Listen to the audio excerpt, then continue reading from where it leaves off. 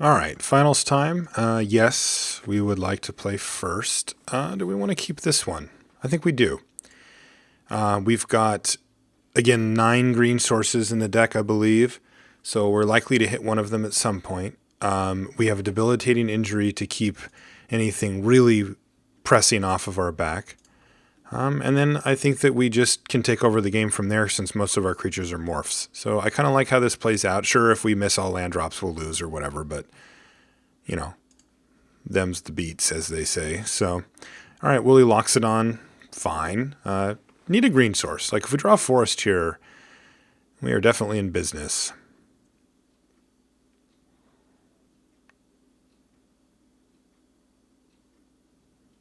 Instead, we draw nothing. All right.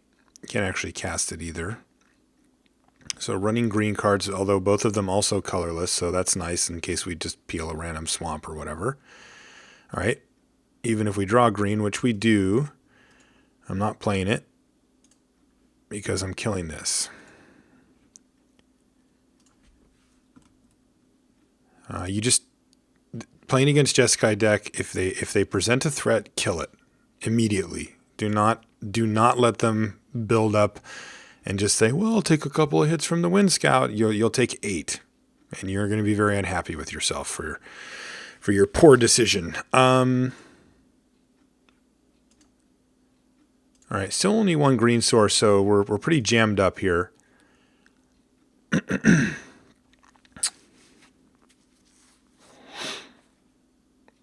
What is the play?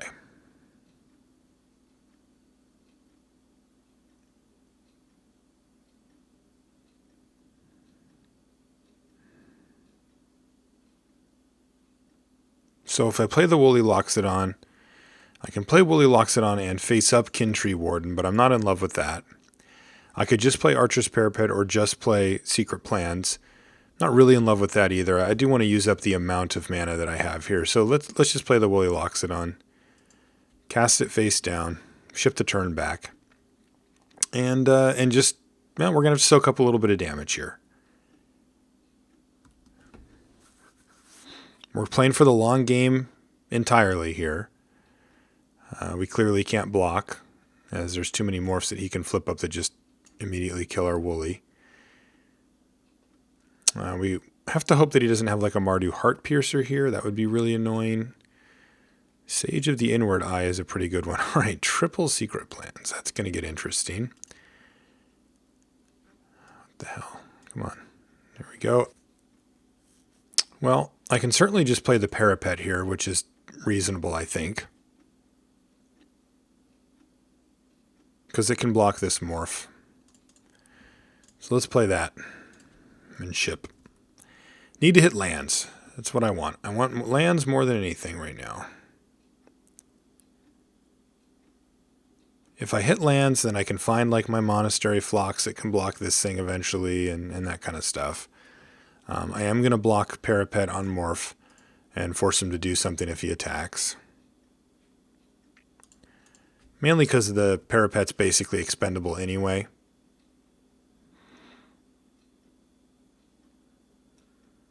We've got a really nice long game lined up here.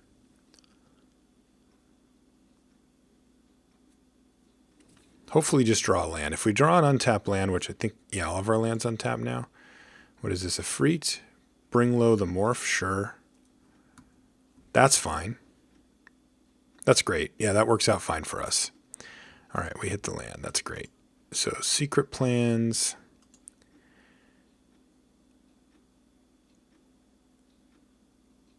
And Kin-Tree Warden, I believe. Yeah. And just ship the turn back here. And then next turn, the plan is to go Secret Plans, flip, and if we draw the right land, we can go Secret Plans, flip, and draw 3 cards. So our morph does have to survive, but it would be pretty aggressive of our opponent to just fire off the, another removal spell on our morph. And we have plenty more to draw, though that would put us on a pretty severe clock if we don't find something. So interesting spot here. I'm blocking again just to save damage and because I want him to sink 5 mana into whatever this is.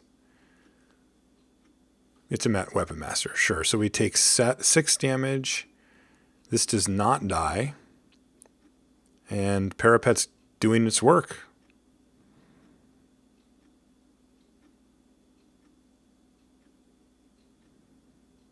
But we need to find some way to get in the way of this guy pretty soon.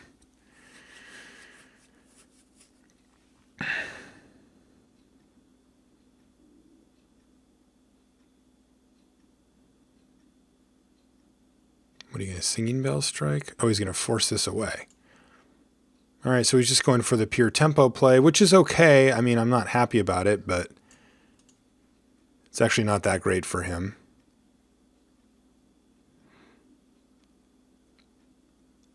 It's very aggressive. Throttle, that works.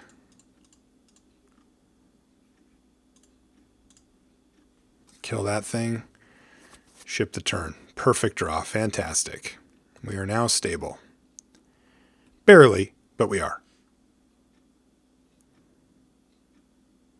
Obviously going to block, make him have something here.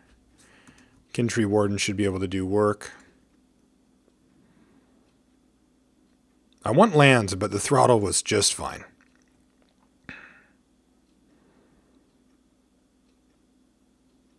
Lands, sweet. Lands and plans, that's what we got.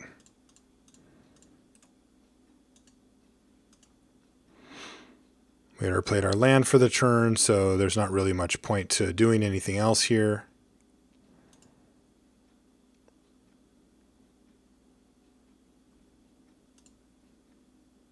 All right, it's a Misfire Weaver.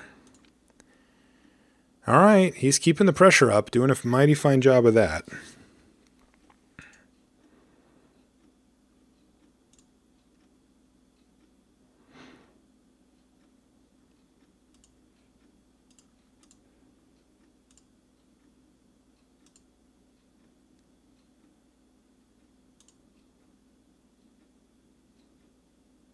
We need to find some flocks.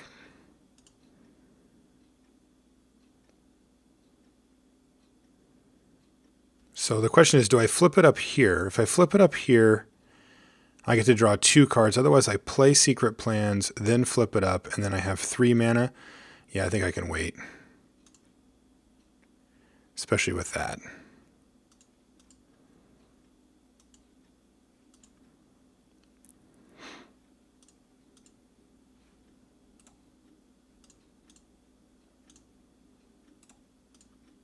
So this is huge for us because we need to find an answer to these things quite quickly. All right, there's one.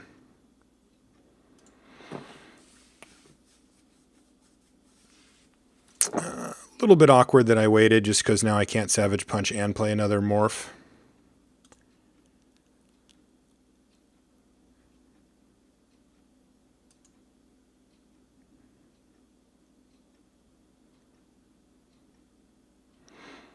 I mean, I don't love that he has all this mana available.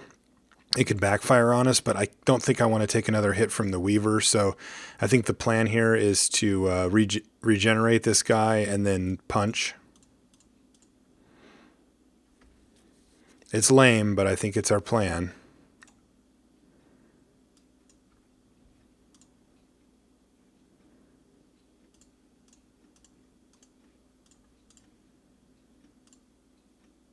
Does this work?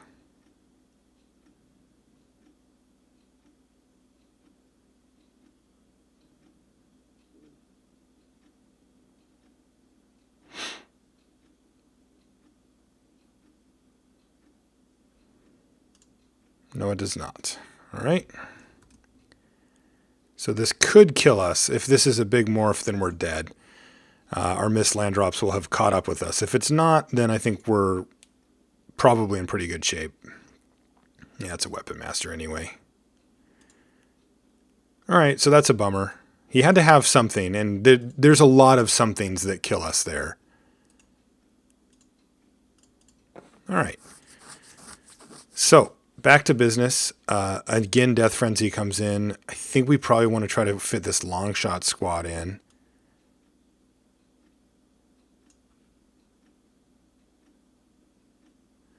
Maybe even Rakshas's Secret.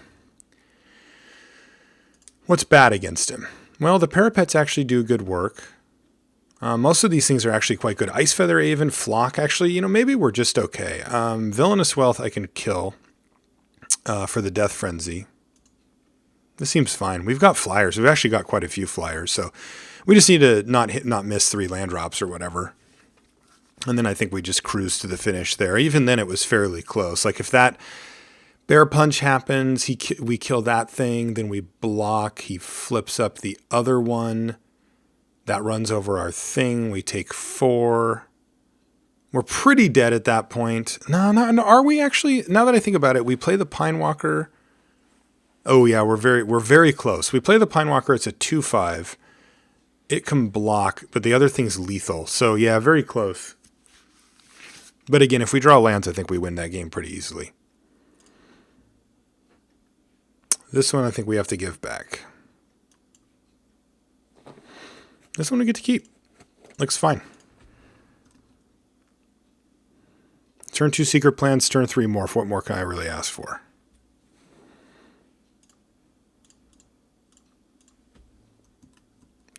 Fortunately, this Morph is going to take a million years to actually get flipped up. But we're making plays. We're making a 3-power thing or whatever, so that's fine. Oh, that's nice.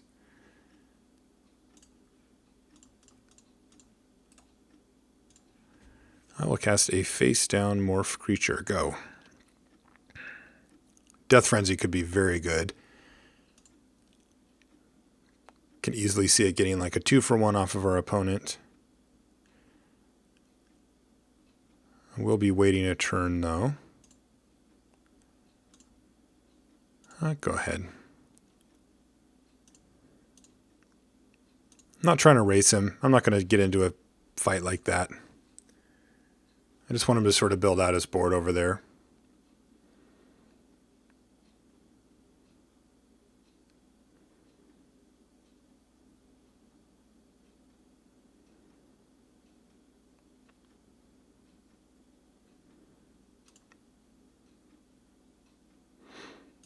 Can live with this.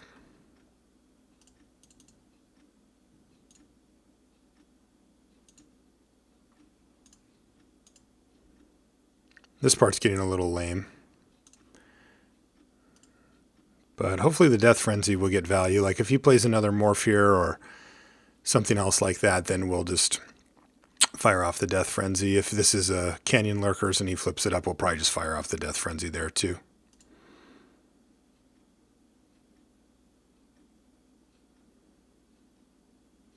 Ah, that's annoying.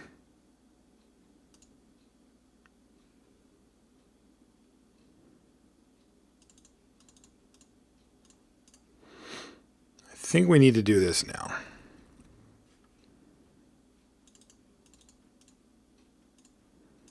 Like if this thing's in a free Weapon Master, we take like 500 damage, and we already saw 2 of them. Yeah, there we go. I mean, sure, leaving the Sage behind is really annoying, but we give him the opportunity to attack us next turn for 4, 5, 6, 7, 8, 9, 10 instead of 3. It's just different league.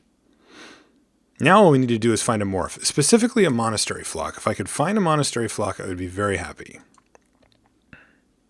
God.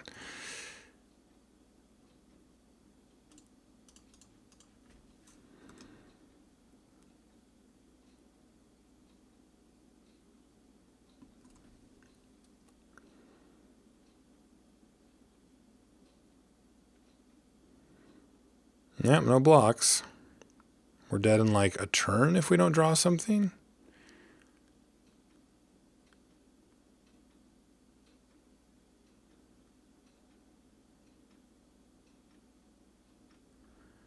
Pine Walker.